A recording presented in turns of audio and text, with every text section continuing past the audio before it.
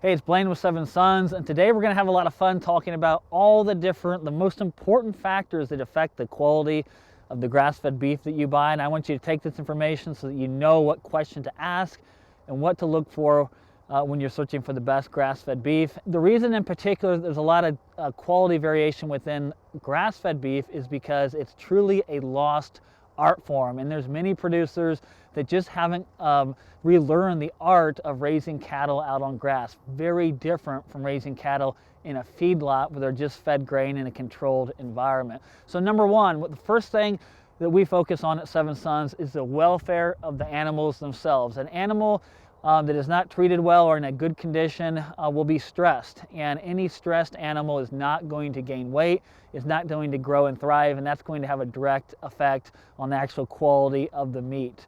Something else we focus on is the nutrition of the grass that the animals are eating, and that all starts at the soil level, making sure that we're regenerating the soil. These animals here are benefiting from over 20 years worth of regenerating these soils where we're growing plants. The plants are higher value and higher nutrient dense plants that these animals get to consume. So that really helps the animals thrive here on our farm, and that just takes years of effort on the farm level.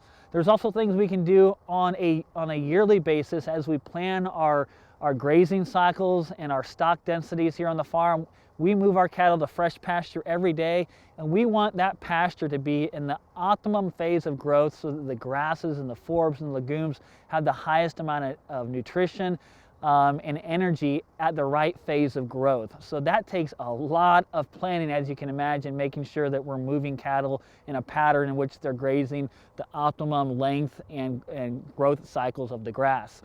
There's also things we can do on a daily basis. For example, we don't move our cattle to fresh pasture until about 11 o'clock or noon, kind of later in the morning, because that means the forages and grasses have had more time to absorb energy from the sun, and therefore the plants will have more energy and nutrition for the animal itself. The third thing that we really focus on is just having patience, letting these animals grow at their natural growth rates and pace. We don't want to rush the process. One of the worst things we could do is take an animal in for harvest when it's too young and it hasn't had a chance to grow out and put on quality meat before it's harvested. So we have a lot of customers that have said to us before, I can't believe that your beef is grass-fed because of the marbling that they see. Well, that's the result of having the patience, and it's the result of managing our soils over the years and having higher quality plants for these animals to eat, which ultimately means higher quality, nutrient-dense food for you to consume. Now, the last thing I'm not going to cover on this video, but it's genetics, the genetic type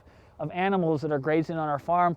That really matters both from a quality standpoint, but also from a welfare standpoint. Believe it or not, a lot of the modern genetics have lost the traits that allow the animals to actually thrive in their natural environment. I'm going to cover that in the next video. So I hope you've enjoyed learning about the intricacies that take place here at Seven Sons to produce the highest quality grass-fed beef that we can for you and your family.